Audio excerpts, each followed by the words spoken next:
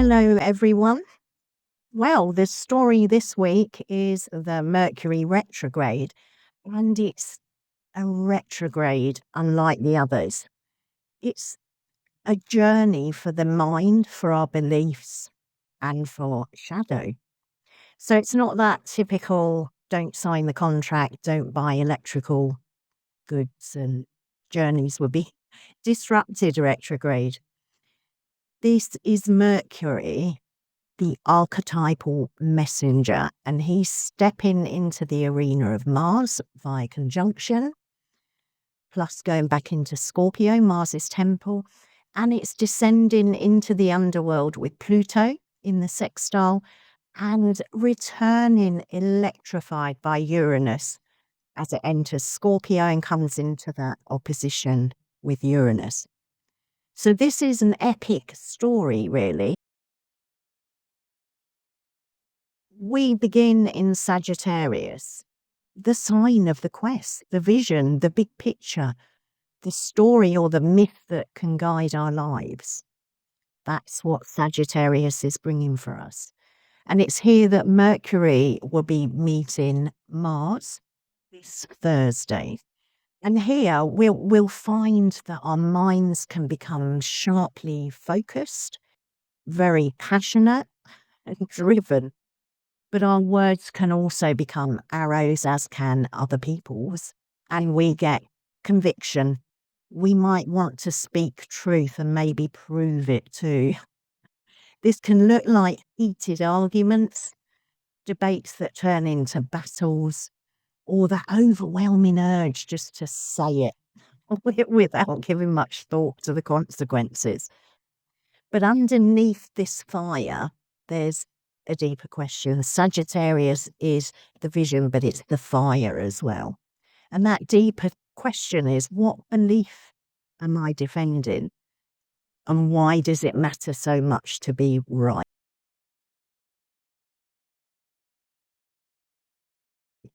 Then Mercury turns inward, and just before it steps into Scorpio's temple, the place of depth, shadow, power, and truth underneath the truth, that depth, where the mind goes below the surface, it's coming into a sextile with Pluto.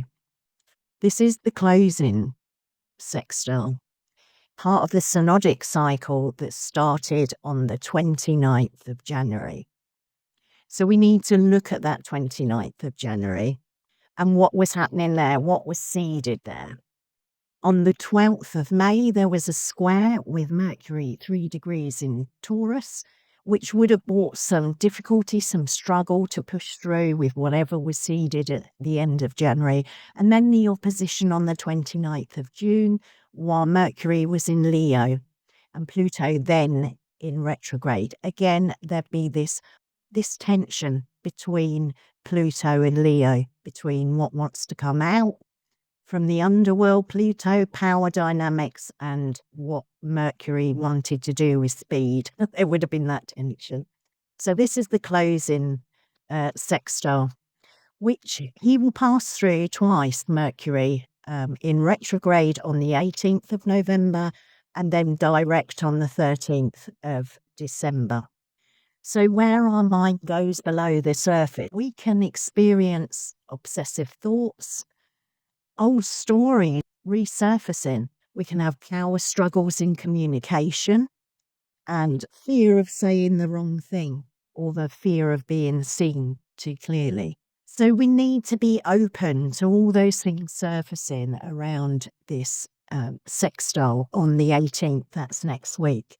It's the conclusion of a story that's gone throughout this year, which is why I say look at those dates. So this is where the alchemy bit begins. Sagittarius is the card of temperance, which is the alchemy card of the deck of the tarot. And it will be asking and continue to ask as it goes into Mercury retrogrades into Scorpio. What is the truth underneath my communications, underneath my fears, underneath my power struggles, underneath these obsessive thoughts or old stories resurfacing. What belief have I built my identity around? And is that still alive? Is that valid for me? Is there a good purpose in that? Or do I need to drop that? So we need to allow our minds to be quiet. It's where our mind will learn to be quiet, to listen and to sense instead of reacting. This phase is not about proving, it's all about seeing. And it's where we can reclaim power that was tied up in fear or in defensiveness or in stories that we've outgrown long ago. This is our chance now to allow those things to close down that are no longer valid for us or good for us, that we know intuitively we need to drop. And Aquarius, Pluto in Aquarius, Aquarius is about the pushing out into the future versus maintaining the status quo. But we do have a sextile here, which is of the nature of Venus, which gives harmonizing adjustments, and it's the alchemical sign of Sagittarius. So we do have a chance to bring that alchemy to bear if we are open to the messages that Mercury is bringing us here in this closing sextile. They will come up on this one, and they are likely to be resolved by the last sextile, which is on the 13th of December.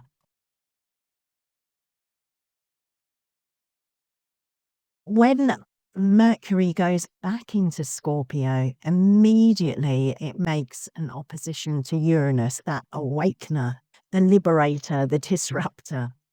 So it's here that whatever we've learned with Pluto there, our mind can literally snap open. We can have very sudden inspiration, sudden insights.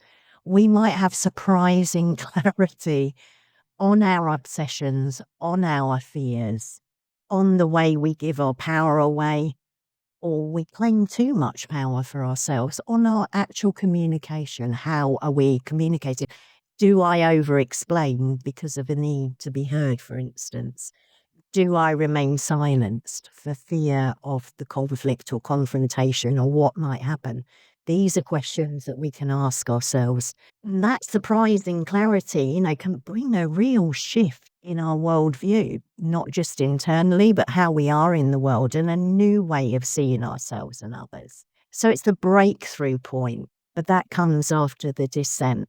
So Uranus is breaking open what was previously hidden, with Pluto down in the underworld, in our unconscious, in the shadows, wherever it's hidden from us. There can be things that we've refused to see, but now they're there, part of our shadow, part of us that we'd rather not see, or a beautiful part that we've not explored because we've been too fearful to fully express ourselves. So it can feel like profound revelation or rebellion. You may think, I'm not doing this anymore. I'm not staying silent. I'm speaking my truth. I'm expressing who I am, what I am, my talents, my abilities. There's a difference in your presence here if you work with these energies. So take time with those insights. Let it arrive fully, and that may not be until it comes back again and makes another opposition with Uranus on the 11th of December. So there's that integration that we're going to be needing to do throughout this retrograde.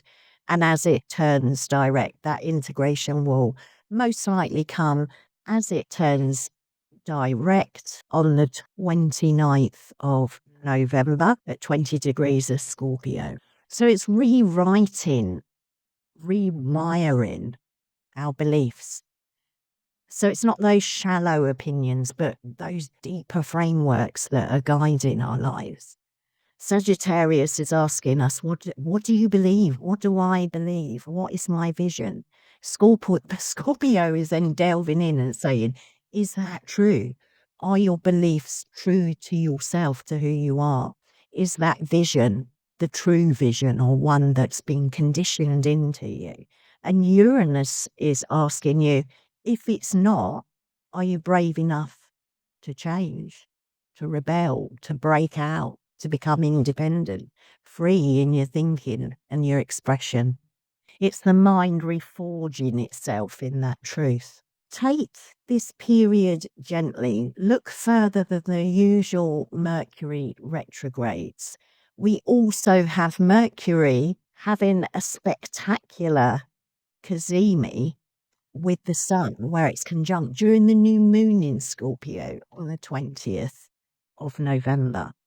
So a new start, just as it stations direct just before.